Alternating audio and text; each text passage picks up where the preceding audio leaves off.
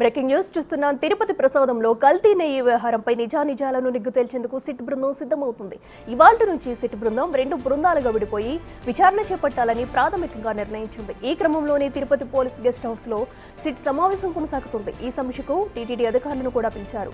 భేటీ తర్వాత action plan రూపొందించుకున్నట్లు సమాచారం. మరోవైపు ఈవోతోనూ సిట్ బృందం భేటీ అయింది. ఇప్పటి వరకు సేకరించిన ఆధారాలను సిట్ అధికారులు పరిశీలిస్తున్నారు. డీఐజీ నేతృత్వంలో ఒక బృందం ఏఆర్ డైరీ యాజమాన్యాన్ని విచారణ చేయనుంది. ఏడాది క్రితమే ఏఆర్ డైరీలో లోపాలున్నట్లు కేంద్ర ఆహార భద్రతా సంస్థ గుర్తించింది. ఆ నివేదికను కూడా సిట్ పరిగణలోకి తీసుకున్నట్లు భావిస్తున్నారు. తిరుపతి కేంద్రంగా ఐజీ నేతృత్వంలో కడప ఎస్పీ బృందం విచారణ జరిపే అవకాశం ఉంది. టీటీడీ మార్కెటింగ్ విభాగంలో పరిశీలించనుంది. ఇక శ్రీవారి లడ్డు తయారీ పోటు విక్రయ కేంద్రాలను కూడా పరిశీలించనున్నారు. తిరుపతి ఈస్ట్ పోలీస్ స్టేషన్లో రిజిస్టర్ అయిన కేసు నంబర్ 470/24కి ఇన్వెస్టిగేషన్ కోసం సిట్ ఏర్పాటు చేయడం జరిగింది. దాని పరంగా మనం నిన్న ఇక వచ్చాము. వచ్చినాక మన సిట్ కమిటీతో ఒక మీటింగ్ జరిగింది. మీటింగ్ తర్వాత కేస్ డైరీకి మనం తీసుకున్నాను, రిక్విజిషన్ ఇచ్చాము. అండ్ ది సేమ్ టైం మన ఐఓ కూడా అపాయింట్మెంట్ చేశాము. ఫర్దర్ దాంట్లో కేసులో స్టడీ చేస్తూ డిఫరెంట్ టీమ్స్ మనం డిఫరెంట్ ప్లేస్లో కోసం ఇన్వెస్టిగేషన్ కోసం మనం పంపిస్తాము. దానికోసం మన యాక్షన్ ప్లాన్ ఇప్పుడు మనం తయారు చేస్తున్నాను. సార్, ఏ ఆస్పెక్ట్స్ మీద ఈ సిట్ ప్రోబ్ ఉంటుంది? స్పెసిఫిక్ ఆస్పెక్ట్స్ మీరు ఏమైనా బ్రీఫ్ చేయగలరు? సిట్లో కంప్లైంట్ మనకేం వచ్చింది ఏఆర్ డైరీలో, దాంట్లో కల్తీ నెయ్యి గురించి, దీని గురించి వేరియస్ ఆస్పెక్ట్లో అన్ని కోణాలతో ఏం జరిగింది, ఎలా జరిగింది మనం టీం ఫామ్ చేస్తూ ప్రతి ఒక్క. ఇక సిట్ విచారణకు సంబంధించి మరింత సమాచారం మా ప్రతినిధి దామోదర్ లైవ్లో అందిస్తారు. దామోదర్, చెప్పండి. మరి ఇప్పటికీ సిట్ బృందం అయితే తిరుపతి చేరుకుని అక్కడ భేటీ కూడా కొనసాగినట్టు తెలుస్తుంది. అనంతరం వీళ్ళ విచారణకు సంబంధించి ఎలా వెళ్ళబోతున్నారు ముందుకి, డీటెయిల్స్ సెట్. అఖిల, ఏదైతే సిట్ బృందం సభ్యులు ఇప్పుడే కొద్దిసేపటి క్రితమే ఈవో శ్యామలరావును కలవడానికి ఆయన గెస్ట్ హౌస్కి వెళ్ళారు. ముఖ్యంగా మనం చూడవచ్చు, ఈ గెస్ట్ హౌస్లోనే ఆయన్ను వారు వెళ్ళారు.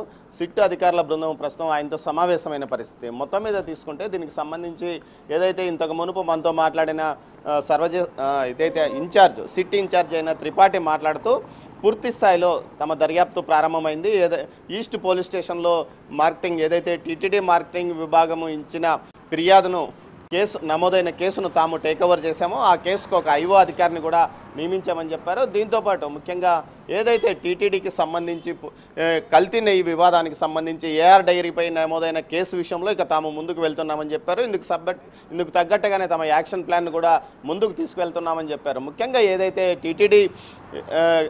టీటీడీకి సరఫరా అయిన నెయ్యి కల్తీ అయిన విషయంలో ఏఆర్ డైరీకి పైన కేసు నమోదైంది. ఈ కేసుకు సంబంధించి ఫిర్యాదులో కూడా సుమారు 5 పేజీల ఫిర్యాదును టీటీడీ మార్కెటింగ్ విభాగం ఇచ్చింది. ఇందులో నిబంధనలు ఏ విధంగా ఉల్లంఘించారు, నమ్మకంతో టెండర్ ఇస్తే దాన్ని మోసం చేశారంటూ చీటింగ్ కేసు కూడా నమోదైన పరిస్థితి. మొత్తం మీద ఇది సెంటిమెంట్గా మారిన నేపథ్యంలో ఏర్పాటైన సిట్ బృందం 9 మంది సభ్యుల బృందం మరికొంతమందిని ఇందులో అదనంగా చేర్చుకునే అవకాశం ఉంది. ముఖ్యంగా టెక్నికల్ టీంకు సంబంధించి వెటర్నరీ యూనివర్సిటీకి సంబంధించిన నిపుణులతో పాటు ల్యాబ్కు సంబంధించిన వారిని కూడా చేర్చుకోనున్నట్టు సమాచారం. ముఖ్యంగా వీరందరి సహకారంతో తాము దర్యాప్తును వేగంగా కొనసాగిస్తాము. అదే క్షేత్రస్థాయిలో ఎక్కడెక్కడ పరిశీలించాలో ఆ ప్రాంతాల్లో పరిశీలిస్తామని కూడా చెప్తున్నారు. ముఖ్యంగా మార్కెటింగ్ విభాగానికి సంబంధించి గోడౌన్స్కు ఎప్పుడు నెయ్యి ట్యాంకర్లు వచ్చాయి, ఎప్పుడు ఇన్ను అవుట్ అయ్యాయన్న విషయంతో పాటు ముఖ్యంగా ఏఆర్ డైరీ నుంచి మొత్తం 10 ట్యాంకర్లు వచ్చాయని రికార్డుల్లో ఉంది. ఇందులో 6 ట్యాంకర్లు వాడిన తర్వాత ఆ 4 ట్యాంకర్లను ల్యాబ్కు టెస్టింగ్ పంపించారు. ఇందులో 4 ట్యాంకర్లు కూడా పూర్తి స్థాయిలో కలుషితం, ఏదైతే జంతువుల కొవ్వుతో కానీ ఇతర అవశేషాలతో కలుషితమైనట్లు కూడా గుర్తించిన నేపథ్యంలో వాటిని పక్కన పెట్టడంతో పాటు బ్లాక్ లిస్ట్లో ఉంచారు. తర్వాత వారిపైన క్రిమినల్ చర్యలు తీసుకున్నారు. జూలై నెలలో ఈ వ్యవహారం నడిచింది. ముఖ్యంగా టెండర్లు మార్చి నెలలో పిలిచారు. మార్చి నెల నుంచి మే తర్వాత వారి సరఫరా ప్రారంభమైన నేపథ్యంలో 10 ట్యాంకర్ల నెయ్యి అంటే 1600 టన్నుల నెయ్యిని వీరు సరఫరా చేసిన పరిస్థితి. దీనికి సంబంధించి కలుషితము వీరు ఇచ్చిన నెయ్యిలో 6 ట్యాంకర్లను వాడారన్న విషయాన్ని కూడా ఇటు సీఎం చంద్రబాబు నాయుడుతో పాటు ఈవో కూడా ప్రకటించిన నేపథ్యం. మొత్తం మీద ఈ కేసుకు సంబంధించి దర్యాప్తు పూర్తి స్థాయిలో కొనసాగిస్తున్నాము.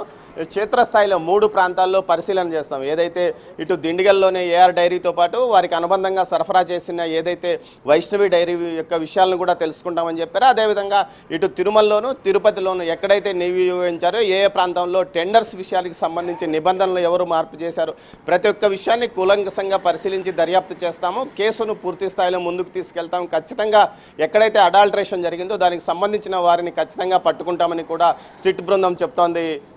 అదేవిధంగా ఇందుకోసం ముందుగా ఇప్పుడు ఈవోను కలిసి ఆయనతో గతంలో ఏదైతే టెండర్ల వ్యవహారం విషయంతో పాటు ఆయన జూలై నెలలో అడాల్ట్రేషన్ అయిందని ప్రకటించాడు. ఆ నేపథ్యంతో పాటు తాజాగా జరిగిన వాటి వివరాలు వెలువరిచిన విషయాల్లో ఆ రికార్డులను మొత్తం ఆయన ద్వారా తీసుకొని ఉన్నట్లు సమాచారము.